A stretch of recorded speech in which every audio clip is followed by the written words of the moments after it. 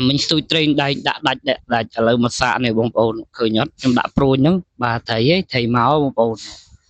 bà bạch nuôi tôi nổ tiền tôi bông bồn nó xì bật thôi mà đấy thầy khé như bông bồn lươn chẳng đặt phim xì phim khởi so bạch bông còn qua lẽ chốt xì phim bông bồn thầy khé anh lươn bông bồn thầy play nó chọn là thầy khé anh gì và thầy đấy cứ xì đá té vọt nó đạch mọt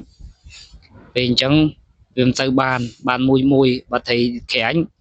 nghi là bầu thì xì chuột bị ăn sờn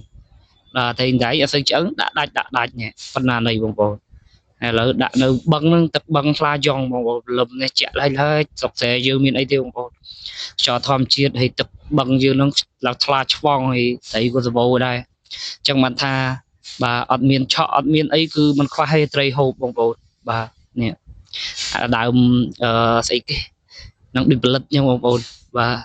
ហើយទៅដាក់ស៊ីមកស្រុកខ្ញុំមិនសម្បូរត្រីបាទគឺមេភូមិមេឃុំសន្តិសុខការពារភូមិគាត់ហាមផ្ដាច់ខាតអារឿងឆក់រឿងអីហ្នឹងដល់ពេលអញ្ចឹងអត់ខ្វះទេត្រីហូបចាស់ថាមានទឹកមានត្រីមែនឲ្យតែយើងថែអាសាធ្វើមកបបកមកស្ទូចមកដាក់មើងអីអូធានាមកមិនឲ្យខ្វះរឿងមកហូប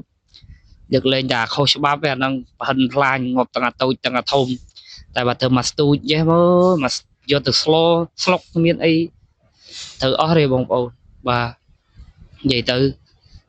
ស្ទូចអត់ខុសច្បាប់យើងយកទៅមកហូបហើយនេះចូលទៅដៃមួយបងប្អូនអត់ហ៊ានតែងខ្លាំងទេខ្លាចដាច់មាត់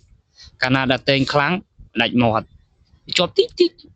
ដល់ពេលអញ្ចឹងតែងតិចមកអត់បានឥឡូវដាក់គល់នេះគីឡូបានដៃមួយទៀតបងប្អូនឥ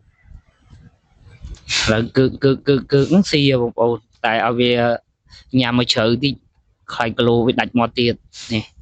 ខ្ចាយទឹកបងប្អូនខ្ញុំសង្ឃឹមថាដៃក្រែងសោះលើចូលមកប្លង់ទៀតបងប្អូននេះក្បែរគុំចាក់ហ្នឹងវោតែដៃបងប្អូនតែធ្វើម៉េចវាផ្លែហ្នឹងវាដាច់តែមាត់នេះឃើញអត់តែដៃយកបងនេះទៅមកបងប្អូនវាទៅវាជាប់នឹងអា